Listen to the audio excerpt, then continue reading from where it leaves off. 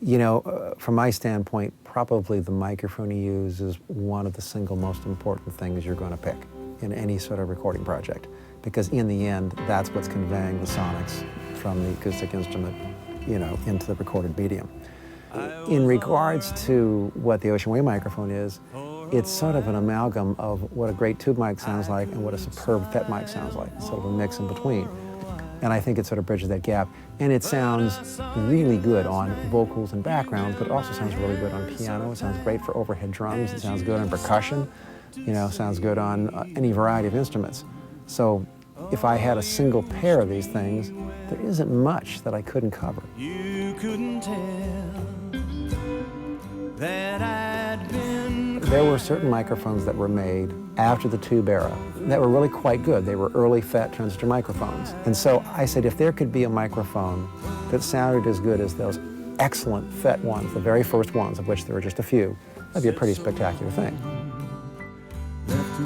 And the thing is, a lot of people who have a little bit less of a budget, you know, they're renting these very expensive microphones, which ends up, the rental bills are thousands and thousands of dollars.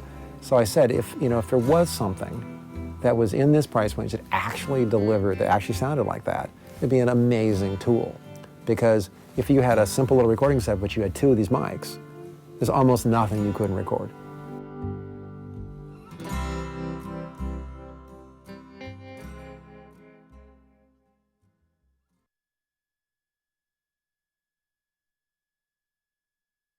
Hi everybody and welcome to this Music Mentor Series webinar.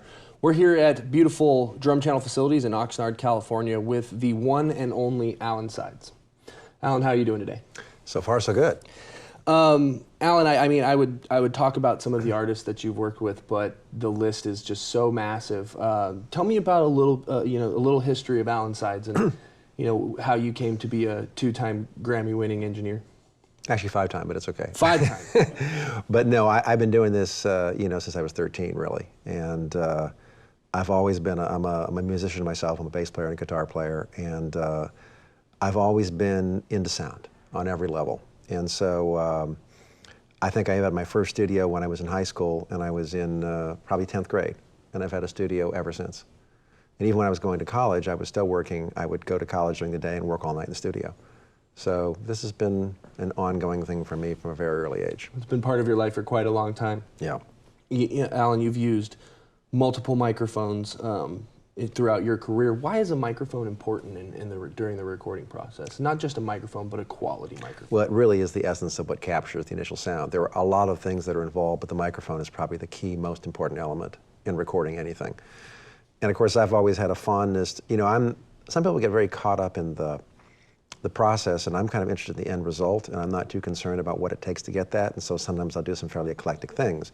But I started listening to every imaginable kind of microphone, in the 60s and into the 70s, and I became a huge fan of a lot of amazing mics that were made in the 60s and even the late 50s. And to be honest with you, there aren't that many microphones that are currently made that are really comparable to what that was. And so in developing this microphone, the premise was to get back to what that is, and that's kind of where we went with that. I know that one of the most important things about a quality studio is its mic locker. Mm-hmm. And your Ocean Way facility has one of the most famous mic lockers. Why is having a mic locker so important? Well, it's funny because it doesn't really exist. I mean, in Europe, when phantom power came along and things, they started getting rid of all their old stuff, and I was happy to partake in getting all the old stuff. And the same thing, even my studios in Hollywood, which were the original United Studios, even they were changing stuff out. And as they were changing stuff out, I was actually getting all those U47s and C12s and 251s. And so actually, when I ended up taking over all those studios, I had all the microphones that were there originally, because I had them in my possession. Mm-hmm. And so, over a period of 20 years, I amassed a pretty amazing collection of esoteric gear. And so one of the things at Ocean Way is you can go in, and if you need, 8 C12s or 10 C12s, they're all going to be not just C12s, but they're going to be excellent ones that are in perfect condition, that work well, because obviously mics don't necessarily improve with age. They need to be maintained, they need to work properly. So being old doesn't, can be a negative. So you need to have the stuff working well. And condenser mics are also, microphones in general are also fragile. So over the years, use and abuse. We have a pretty fabulous technical staff, and we've been able to maintain this stuff to a pretty high level. And so when you walk into Ocean Way, LA, or Ocean Way Nashville, or Ocean Way in St. Bart's, or even Record One, all of them have that sort of collection available. So tell me a little bit about how your relationship with Sterling came to be, and the development of the ST6050. Well, I've had a great relationship with Guitar Center. Guitar Center has been involved with Sterling because Guitar Center represents our speakers exclusively in the United States, our high-end speaker systems. And so they came to me and said, look, we've got something here. We've got a company. We make these microphones, and we think there might be room for something kind of interesting here. So I looked at everything that they manufactured, and I looked at a couple things that I thought had tremendous potential. And so then we started adapting and working and changing and trying different capsules and different transformers and different this and different FETs, and we came up with what became this microphone over about a year period. And then the next question was getting quality control where we could maintain that standard. Because one thing, once you get the mic, the prototype to sound great, is getting the actual product to be consistent. Mm-hmm. And so that took a while too. Probably took, I think it probably 6 months of trial and error and experiment till we finally got, it has to be within this range of quality, otherwise it's not acceptable. And so we were able to meet that standard. And that was really that was the toughest thing. Once we got the mic, then getting them to sound consistent was the tough thing. But Absolutely. We did. And I don't think there's anything comparable in that price range that sounds like this mic does. And I mean, I can honestly say in any price range, really. Because of course, the problem is my fondness is still for the mics of the 60s. So my reference... And their price range is very high. You could say that, yeah. I mean, yeah. Tell me a little bit about the ST6050. What do you prefer to use it on? Is there anything for that mic particular that you think just shines when you use that mic? Well, I think the most important thing was to be a great vocal mic. Because most people, I wanted to make this microphone. If you have a little system at home and you got a little Pro Tools system and you're just recording things at home, the most important thing is to have a mic that sounds great on vocals. That was the starting place. Then this mic actually it's great on stereo acoustic guitar, it's great on piano, it's good for overhead drums, it's good for percussion, it covers a wide range. So if you had a pair of these things, there isn't much you couldn't record. It sounds great on a bass drum. It's a great staple in any mic locker if you could really have something It covers an versatile. amazing amount of territory. That's great. So the main thing we're here today to do is explore the possibilities of the 6050. We're going to be using it on an acoustic guitar, singer-songwriter kind of duo with a bass player as well.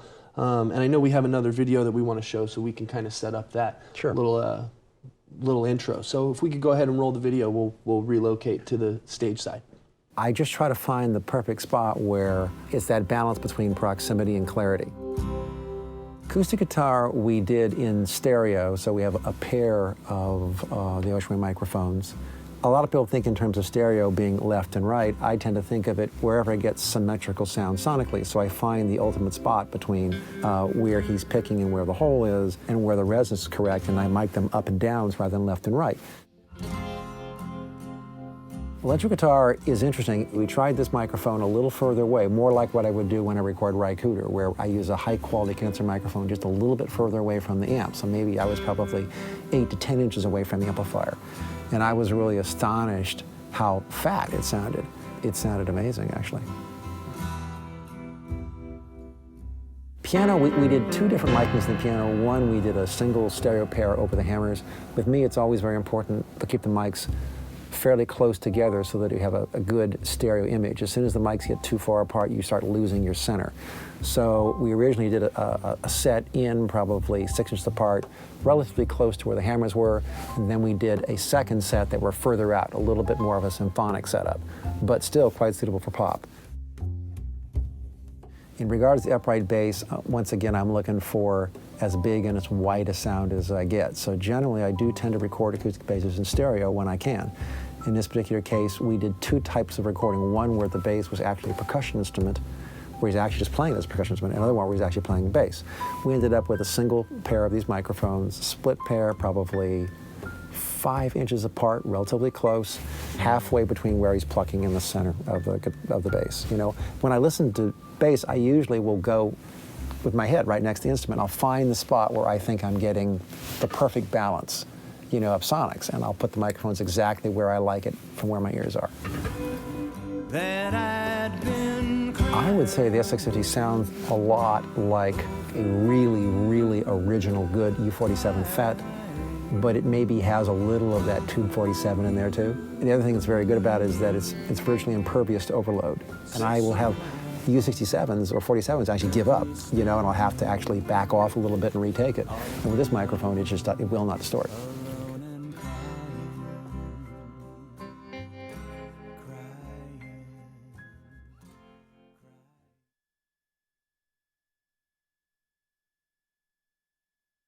All right, and we're back. We are here today with singer-songwriter Shawn Jones. Shawn, thanks for being here with us. Thank you. We definitely appreciate it.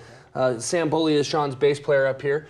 Any of Shawn's music, if you guys do like what you hear, you can find at ShawnJonesMusic.com, and that's SHAWN. So I'm really excited to kind of break down the miking technique that we have up here. But I think before we get started and going into it, do you guys want to just play us a little song and then we can talk about how everything went? Absolutely. Perfect. Great, all right. Great.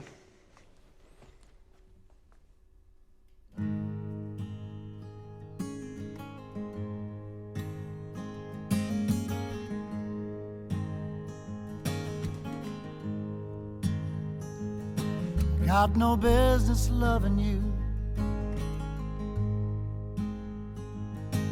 It's a loser's game, where the prize is only pain. Well, I've got no business loving you. You only come to me when you need someone to hold you. I give you everything I have, thinking that you'll stay. Deep down, I'm only fooling myself. But when your broken wing is healed, you fly away. Got no business loving you. You think I'd have some pride and open up my eyes. Well, I've got no business loving you. Everybody says I'd be better off without you. You're just dragging me down a dead-end street. The truth is, I've never felt more alive than when you're lying here right next to me. Got no business loving you. Yeah.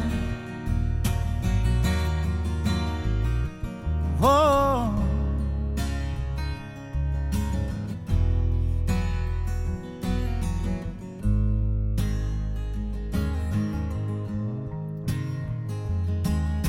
You only come to me when you need someone to hold you. Give you everything I have, thinking that you'll stay. But deep down, I'm only fooling myself. When your broken wing is healed, you'll fly away. Got no business loving you. It's a loser's game. Prize is only pain. Well, I've got no business loving you. You think I'd have some pride? I've got no business loving you. I've got no business loving you. Well, I've got no business loving you, baby. No business.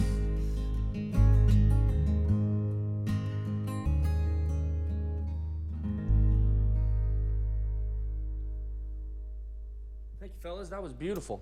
Once again, you guys, if anybody is interested, you can check out Shawn's music at ShawnJones.com. Shawn, S-H-A-W-N. No problem. Also, if you'd like to hear some more demo tracks on the microphones, you can go to sterlingaudio.com, and all of those demo tracks are uploaded, available for you to check out. So, Allan, why don't we step back in here and break down this microphone technique for me? What's going on here? Well, really, it's a pretty simple setup. You know, I tend to, and I think I said in the earlier videos, I really like to record the acoustic guitar in stereo when I can. And so typically what I do is, I mean, I'll find the spot where I think the instrument's speaking the best, where I get just the amount of low-end resonance versus picking that I'd like to get. Because obviously if I get too close here, it'll get kind of woofy. So you try to find that spot, which usually, and so I'll put my head, I'll find the spot I like, and then I use a single pair of microphones. And we're maybe a little bit further than I might normally be, but I'm not that close, really. You know, that's another thing, finding the right distance so you get just the amount of high frequency and low frequency that you're looking for. And so it's a pair, we have a pair of microphones, you know, and of course, the other thing, you have a live vocal, so we are certainly getting a part of our vocal sound still coming from the two guitar mics. Mm-hmm. So when you listen to the vocal microphone, you think in those terms too, is how it all balances together. We've got no windscreens here, there's no compressors being used, it's just mics are straight in, so what you're hearing pretty much is what they sound like. What's the benefit to recording a guitar in stereo versus it just sounds a little wider, a little bigger. In this case, all we have is a guitar, we have a bass and vocal in the background, so I'm looking for as much width as I can.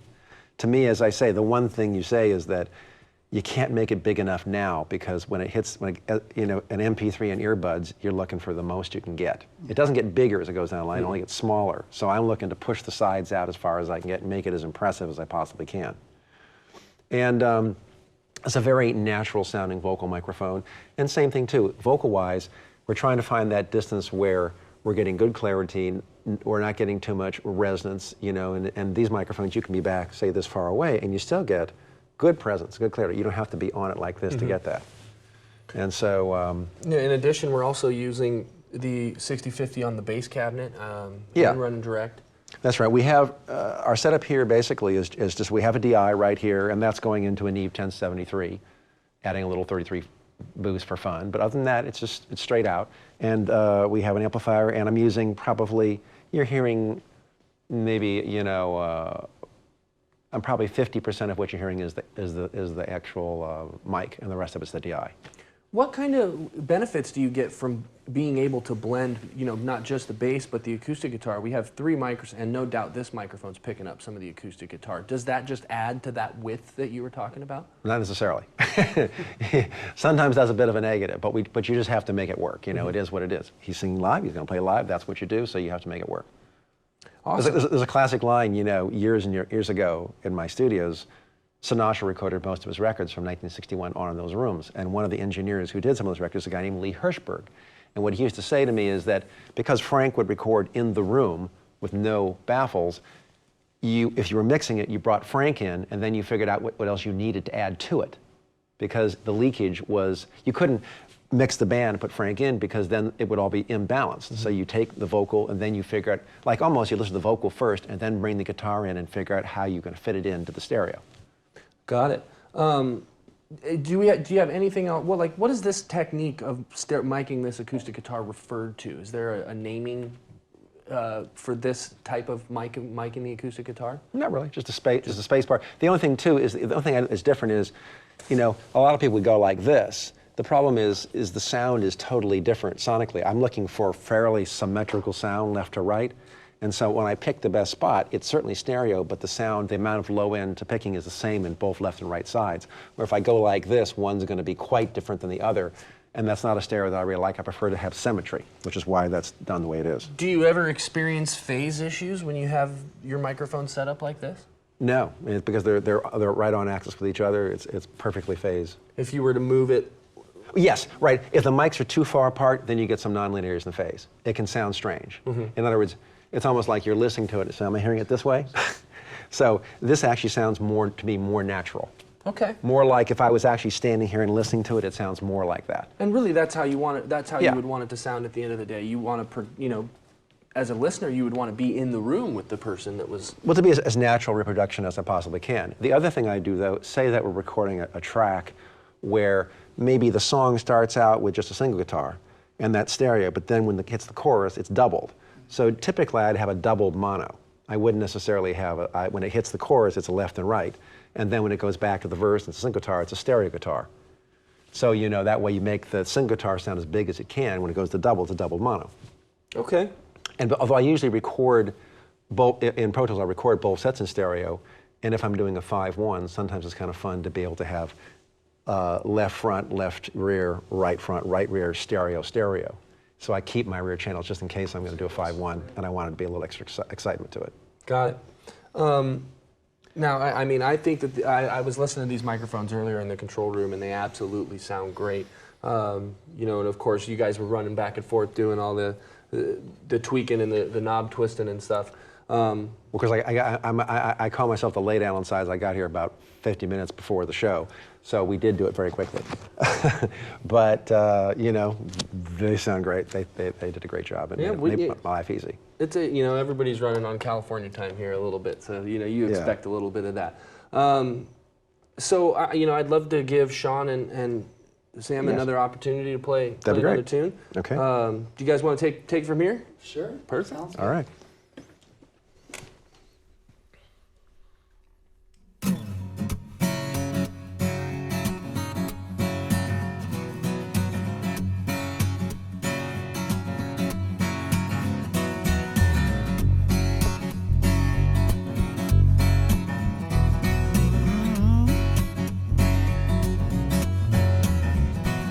My daddy said whatever didn't kill me was bound to make me stronger.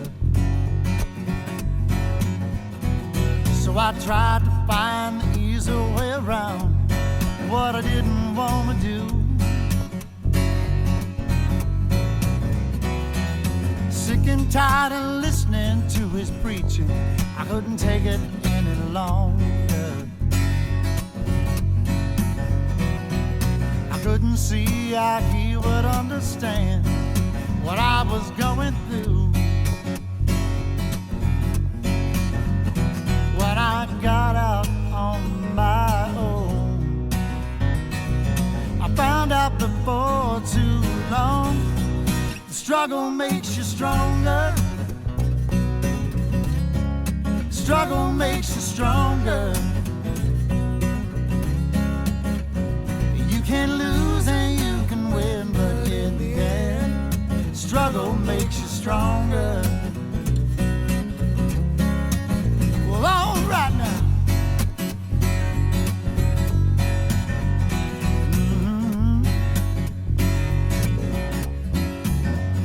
Well, now things have changed, nothing stays the same. They say the good old days are through. Cost of living's getting so outrageous, and my credit's overdue. Well, I try to lead a simple life, but I end up spending more than I make. Too much weight on my back, sometimes it feels like it's gonna break. It's gonna break. If my old man was here today, he'd look at me and he'd say, boy, the struggle makes you stronger. Struggle makes you stronger. You can lose and you can win, but in the end, struggle makes you stronger. Look out there.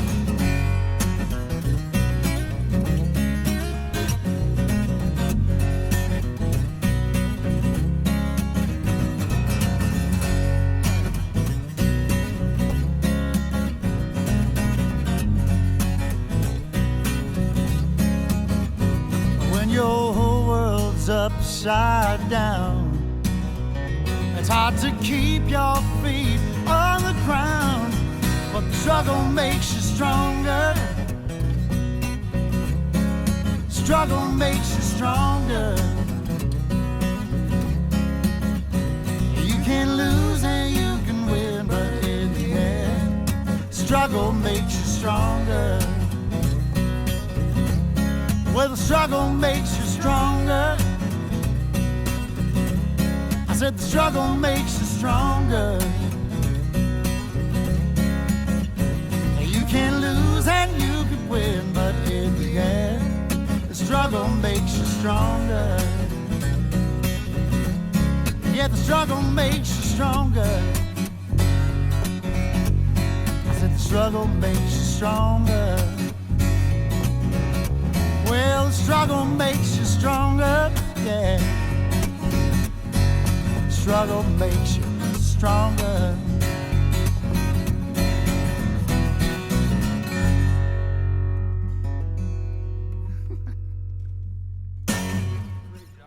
So, Thank you. Shawn, before we move on, I'd like to know a little bit about your group here that you got and whatever you guys are working on. Tell me a little bit about it. Well, Sam and I have been playing together for about 5 years now, together, and got 4 albums out, and doing a new one right now, being produced by Tarka Coney, who works with Josh Groban. And I've just been writing songs for years and years. I play a little guitar with Dina Carter too, and used to work with Waylon back in the day, and having good times, making lots of music and touring a bunch, getting ready to go to Europe, and endorsed by Loudon Guitars now, so having fun with it. Yeah. Awesome, man. Are you from the area? What part of? Yeah, actually, I been in Ventura for about 6 years. Awesome. Now, right down the road. So. Awesome. So, that's all great stuff. Once again, thank you guys both for making the trip out and being here with us tonight. I'd like to bring Allan Sides back up, and we're gonna talk a little bit about miking vocals and some of the techniques that Allan uses when he's in studio. Welcome back, sir. Thank you much. So, fantastic. Oh, thank you. Really great. Thanks. Thank you guys. explain what we've got going on here just with the vocals and some of the methodology behind it, if you will. Well, actually, it's an incredibly simple setup right now. We're using Millennium mic pre's, basically. Just set the gain. There's no EQ. There's no compression. It's just basically straight. That's what it is. And that's because you're a very even singer. Your sonics are even. I mean, forgive me, you're easy to record. Thank you very much. That's a compliment if I've ever heard one. Huh?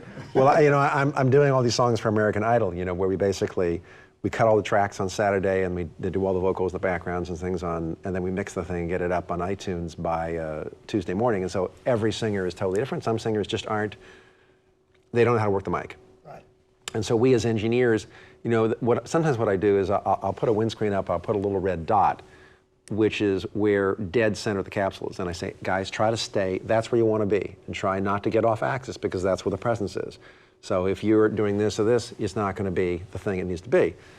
But obviously, with Pro Tools now, we have the capacity to go in and fix syllables and words and create clarity where there isn't. If there's a word too harsh, we can take the harshness out and make it sound smooth. So there's pretty amazing technical capacity. The DAWs now are just so powerful, But I tend to actually, believe it or not, I tend to record vocals, depends on the singer, a lot of times without compressors, and then I'll manually do every ride later. Because sometimes the compressors just kill some singers. They take away the life. And I'd rather it takes me, I can sit in there in the control room and I can spend, 35 minutes and go through and fix every level, make it perfect, without a compressor, manually. And to me, that sounds better. But there are some singers, like I did it now with Catherine McPhee that I produced, and she's so dynamic that I do need certain level of compression to keep her within this certain range. And because her voice is so present, the compressor doesn't hurt her at all. She still sounds very present and very dynamic. So it depends on the singer. Would you rather use compression while you're hitting it to tape, or would you rather use compression after the recording is done? It depends. Once again, in the case of Catherine's, I needed the compression while I was going because when she got loud, it would be 15 dB louder than her regular level. And she had very short little peaks, and so I had to be able to cap those and make it. It made it much, much better. But sometimes what I'll do is I'll have a compressor for monitoring purposes, but I'll record it with no compression.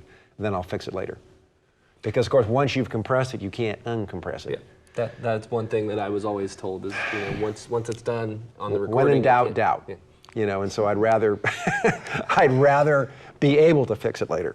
And obviously, it's critical to set your thresholds, your mic levels, so that everything is, that you're not hitting reds and that the levels are good. But sometimes what I'll do even is I'll record, if I have a vocal where it's going between loud and soft, there's a lot of very quiet stuff, I might record it on 2 channels in Pro Tools, and one channel I might have 10 or 12 to be hotter than the other channel. So when I'm comping it, the low-level stuff's in a higher resolution place because it's being recorded 12 dB louder. Now, when it's loud, that's way in the red, but I'm never using it for that. I'm only using it when it's, you know, in the lower level range. So it's a way to get resolution. Because in digital, when you start recording at very low levels, you start losing resolution. Those are some things that I've never really heard before, so that's great feedback. You know, let's talk a little bit more about the miking technique that we're using here on Shawn's vocal. You said it was a pretty basic one. Tell us a little bit about this miking technique and maybe some other ones that you use pretty frequently. Well, it's just, you know, every singer is different. You know, one thing about this is that you need to spend a moment, find that perfect spot where that singer, you know, comes alive, sound on the pick of the microphone. I mean, there's no one mic for every singer, I can say that, but this microphone generally covers a wide range. So I haven't found a singer it hasn't worked, you know, well, but occasionally, like certain singers I have, there's a guy named John Hyatt who I just have a Little Village where if you take a microphone like that, he's so bright, it's almost unlistenable. He sounds great in SM58, you know, a $100 microphone. So, you know, there's not one size fits all, but generally speaking, obviously I'd rather use a microphone that's wider and has the size, and this mic seems to cover it most of the time. You know, one very telling thing about this microphone that I think I observed as you were talking about it is that all you're doing is using a microphone preamp in a control room. You know, I think that's very telling that you could get a great signal, both of the microphone and the performer, that you could get a great signal without using a ton of additional. Well, invariably less is almost always more. In audio, the less you go through, the better. Even if I'm using a larger console, most of the time I'm using the mic preamp, coming insert out and going straight to the Pro Tools. I'm bypassing. The simplest signal path is the best signal path generally, unless I'm looking for a special effect, or sometimes what I'll do is I'll have a compressor as a side chain where I have the full vocal and then I have a separate track that's compressed, and I'll combine the two. And so you get some sustain from the compressed track, but you still have all the peaks and attacks from the uncompressed track. And I do the same thing on bass quite a bit, where I you know, sometimes I will run a compressed and an uncompressed track, but I will always record bass without a compressor and then deal with it, you know, After later. the fact? Yeah, because I want to be able to keep the dynamic range.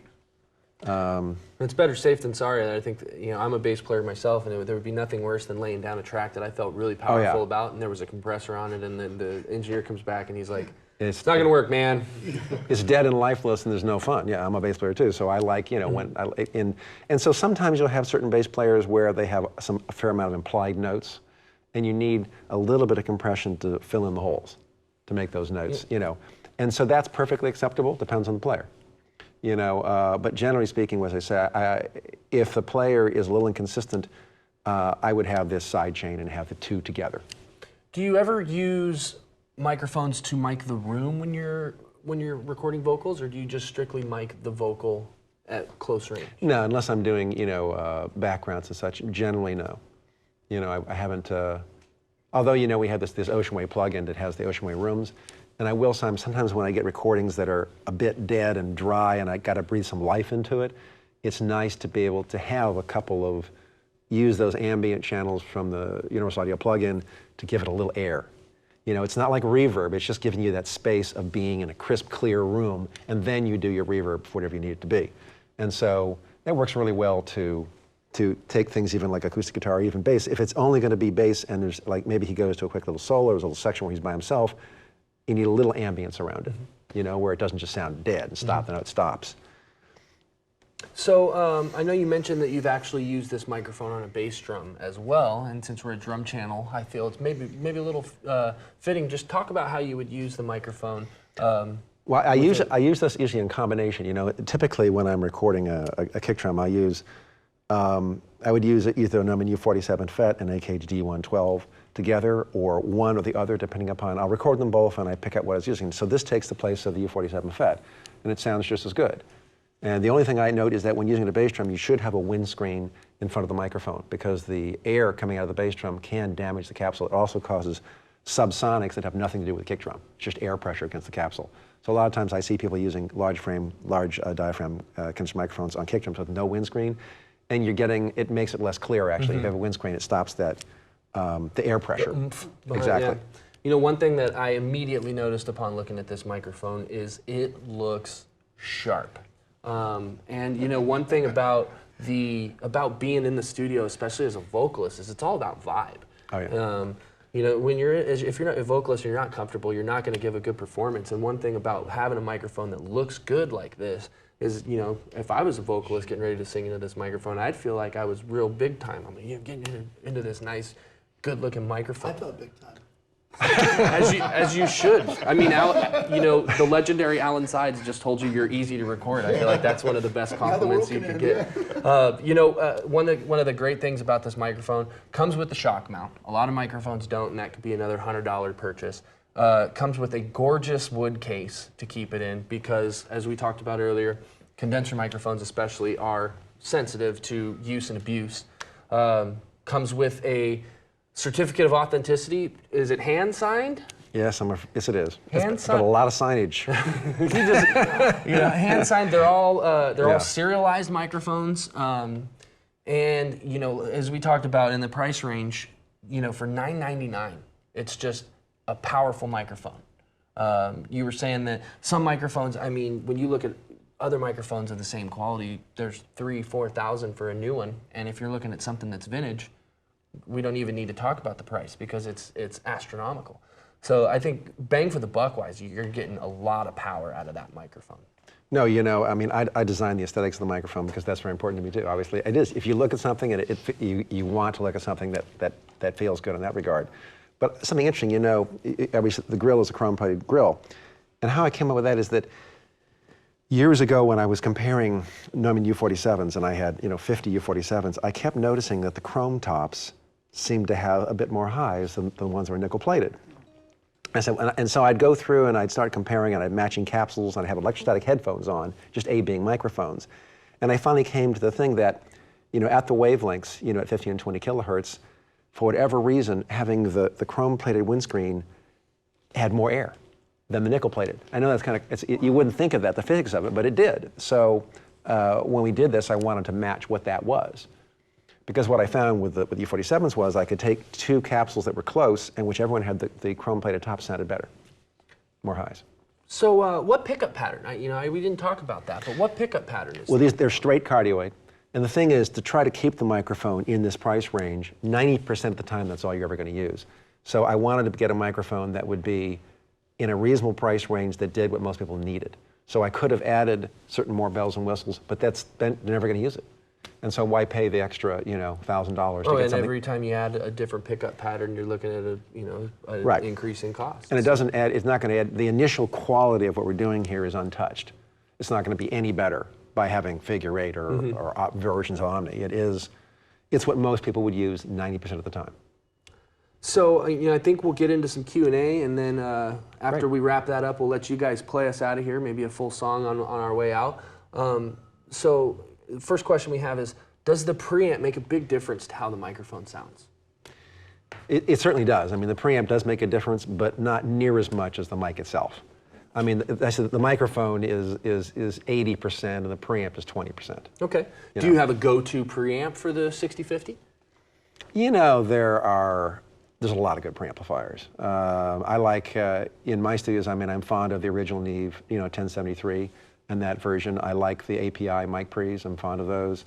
The Millenniums and mic pre, I like the GML mic pre's. The preamps in our Neve 88Rs, the actual direct preamps are really good, especially from insert out. I'm very fond of the mic pre and the SSL-J. Once again, always come insert out straight to Pro Tools. That's a fabulous mic pre. So there's quite a few good ones that are. How important would you say it is to use the same microphone during recording and overdubbing or additional sessions with the same player?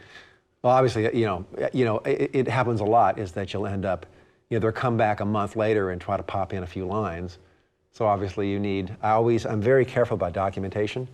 If there is a compressor, exactly where it was set, exactly what level it was, how far it was away from the microphone, everything I did, even the space I recorded in, I notate all that stuff. So if I got to come back and do an insert, I can match it. It's very good to be thorough, I would say. How do you keep guitar or bass amps from overloading the microphone? Well, if we're talking about electric guitar, it's just another situation. Marshall Stacks isn't whole of the world, but if we're talking about just acoustic guitar, it's just, you just find the level. Of course, the usual thing that happens too is that you'll set the level, it'll be close to the thresholds, and then they start playing and it's like, 5 dB louder. You get that adrenaline, once you get that adrenaline going through. Right, so you know, usually, like an acoustic guitar, depending upon what it is, but if it's like a rhythm part, I try to get them as close as I can, and I'll leave a little room, because obviously, naturally, a lot of times the first take is the take. And it's kind of crummy to say, hey guys, you know, we got a little problem here. Great job, let's do it again. It's distorted, you know. Again, it comes back to vibe too, and if you got to keep telling them, oh, let's do it again, let's do it again. Well, you know, I grew up doing live to 2-track stuff and direct to disc, that sort of stuff, and so everything had to be, when we sat down to do the session, it was a live mix, everything had to be perfect at that moment. The other thing I always comment is that when I work with various producers and artists, I don't want to put the band, I don't want to delay them. When they sit down to play, I want it to sound like a finished record immediately. So I've done all my homework before they ever sit down. I want it to sound like a record. And when they walk into the control room, I don't like rough mixes, I like it to sound polished. And so every verb, every effect, anything I might do has all been preset before they even walk in. Prepared right there. Yeah. How important is a pop filter? Well, it depends on the singer. You know, some people are, generally speaking, I have windscreens most of the time. When would you use it and when would you not? Well, I mean, some singers have such good, you know, so good technique, if they don't pop the microphone, there's no reason to have it there. You know, it's strictly the singer, you know, it's funny, you know, going back a century or so, but looking at certain singers, especially when they were growing up in the early days of radio, where the singer had to walk up and it was a live show, say on radio in the late 30s, the 40s, and if you didn't hear, if the diction wasn't clear or you didn't hear a word, there was no fixing. They had to actually do that with their voice. And when they move in, they had to make it very clear and avoid proximity. They had to work that microphone because if they didn't, no one else would. And so, like when I was recording Sinatra, I was amazed that I had a C12 there and I had a compressor I needed. He walked up and he sang it and it was flawless. I mean, there wasn't a pop, everything was perfect, it never got too loud. I mean, he really knew how to work the microphone. A lot of singers like that. Like you watch James Taylor, James was doing a record or two, I mean, it's like, you know, there are so many great singers, but there's a lot of people who need a little help. And as engineers, it's us to get the best we possibly can out of them and still make them feel comfortable. Obviously, you don't want to do something that's going to make them feel uncomfortable. Do you need total isolation between different microphones? Well, you know, in reality, it'd be nice, but generally speaking, that doesn't, you know, most of the time we work within a given situation. And I'm used to, sometimes I'm more interested in how comfortable they are. And so it's great, like in a situation like this, maybe I just had a couple of banjos and a few other players, just to have them in a semicircle with no isolation, and I'll make that sound work. Because also, the sound in the room of everybody playing together is different than the individual components.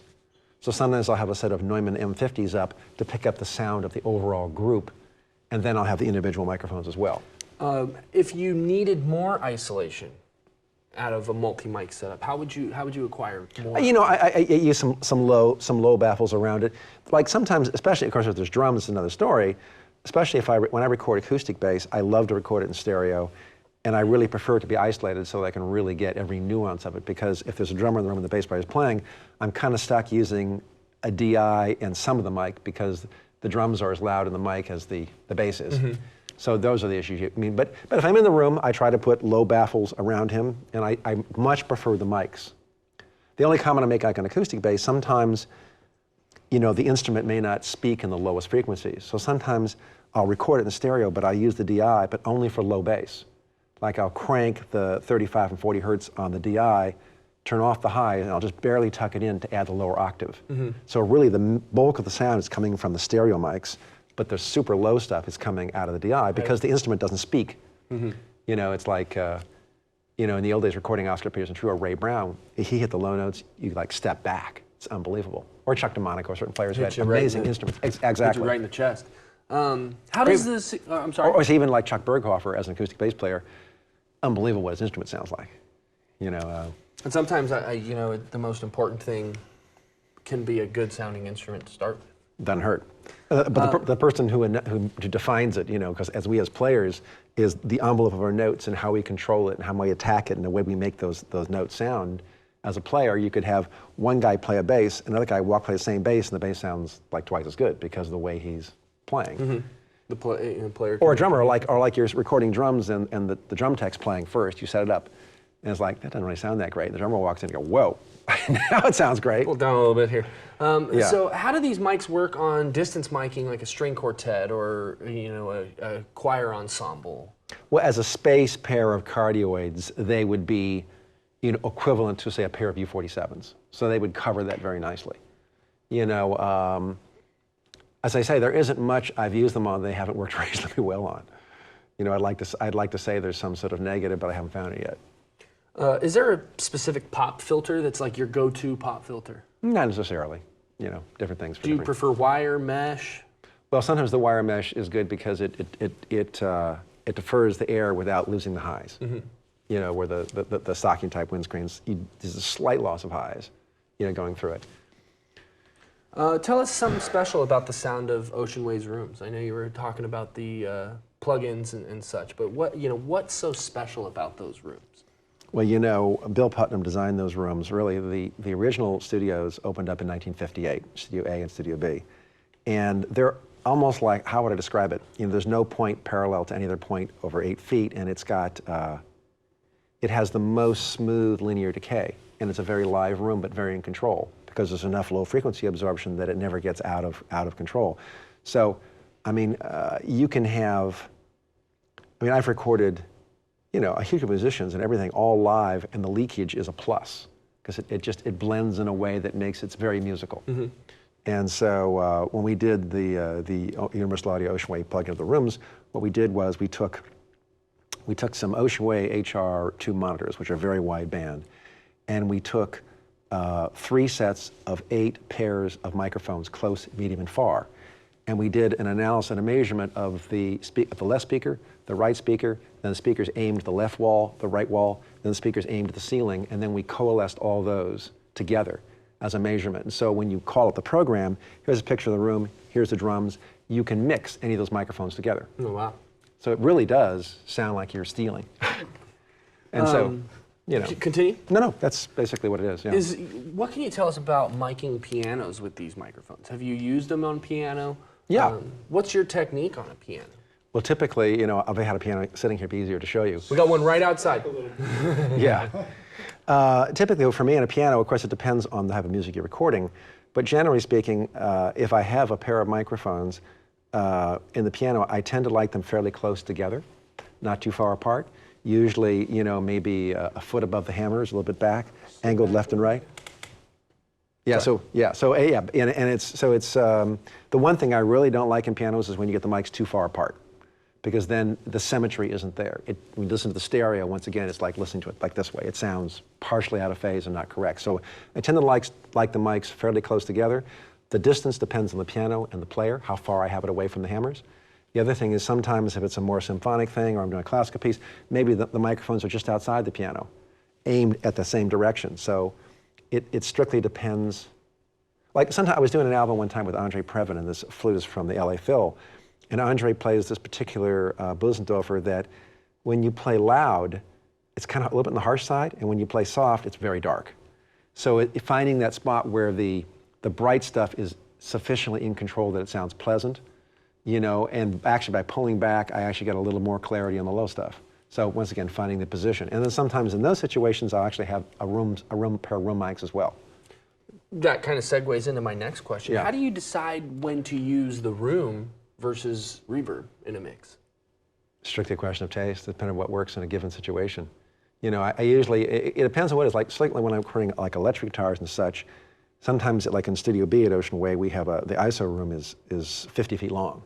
So I can set up the amplifiers, do my close miking, and usually I'm miking with, miking the cabinets with usually 2 mics. And sometimes since each speaker sounds different in a given guitar cabinet, I'll mic up different speakers and see which ones sound the best.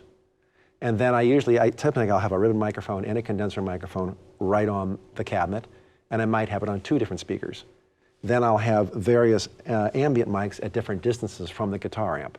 So maybe when the solo comes along, it's a combination of room mics and the close mics, or maybe even just room mics. And then sometimes I'll compress the room mics to get more sustain, but not compress the close mics. So everything is to taste, so it's hard to say there's one scenario that fits all categories. Okay. What do you think is the biggest challenge that you face when recording vocalists? Ego aside. Yeah, I would say consistency. Just trying to get, one thing I think is very critical, and I'm really into, is that before they walk out and they sit and they're gonna sing, is that I've listened to the headphones myself. I've pre-balanced it in a way where I think they're getting everything they need to keep. They're hearing enough melody for key, but they're getting just the right verb, and that when they walk to that microphone, they sing, they're gonna be comfortable. And because a lot of times this concept, once again, is that the mixes that they're sending to the singers are so bad that there's no joy in singing. When you need to sing, if there's going to be the verb, it needs to be the right tail and the right space so that it's going off into the thing, and the singer is singing around it and needs to hear the track the way it's going to be, because they'll sing differently when they hear the track correctly. So as an engineer, I think our responsibility is to make sure that the headphones sound amazing. That the singer's getting a true representation before they even start singing. Well, because as an engineer, you're going to get an infinitely better performance because they're hearing well and they're enjoying what they're singing. There is definitely something to be said about enjoying your performance and being forced to give your performance, and how much of a drastic difference that would be. So, Allan, once again, thank you, and this is going to be our last question. Of course. What's the biggest not to do, besides maybe dropping it, with the ST6050 or any condenser microphone? Well, it's just, I would say the thing like on the bass drum, having the windscreen across it, or basically having a singer with no windscreen, you're on the microphone like this, and you're just basically blowing out the mic. Those sort of things are not positives. Mm-hmm. and the mic doesn't sound good there anyway. Mm-hmm. So I think it's just keeping the right distance. It's a pretty durable microphone. It would be it'd be hard to damage, and air pressure would be the only thing that would damage it, and extreme humidity.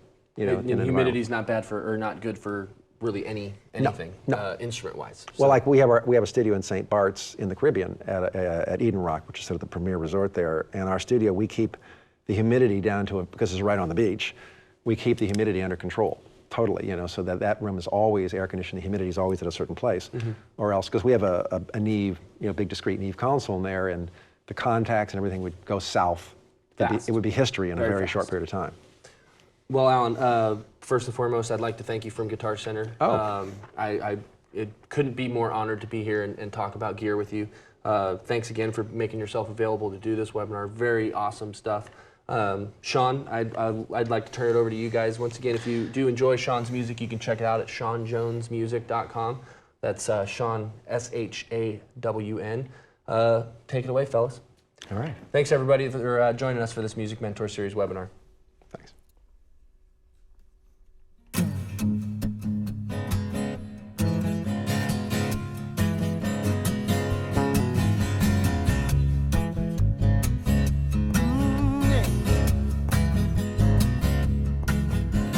Bye-bye, baby, I'm gonna leave this town tonight. It makes me feel so bad being you didn't work out right. But the bright lights are shining and the road is calling my name. I got the traveling fever and I'll always be the one to blame. Well, I traded in my heart for this old beat up guitar, and it wasn't very long before love became a sad, sad song. You'll never understand the kind of man I am, and I don't expect you to, and that's why I'm leaving you. Bye bye, baby, I'm gonna leave this town tonight. It makes me feel so bad, me and you didn't work out right. Yeah, but the bright lights are shining and the road is calling my name.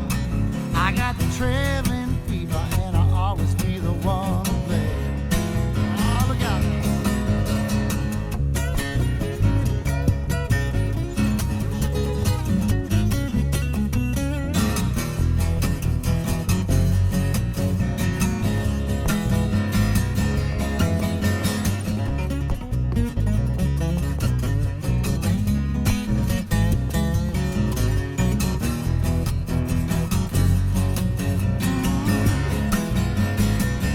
I know I made you blue and broke your world in two.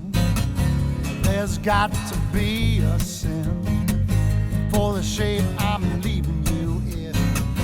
You're wasting your life away every night and every day, 'cause you keep hanging on to a dream that's dead and gone. Bye, bye, baby, I'm gonna leave this town tonight. It makes me feel so bad that you didn't work out right. And the bright lights are shining, the road is calling my name. I got the traveling fever and I'll always be the one to blame. I got the traveling fever, I'll always be the one to blame. Yeah, well now, bye bye baby, bye bye. Bye bye baby, bye bye. Bye bye baby, bye bye.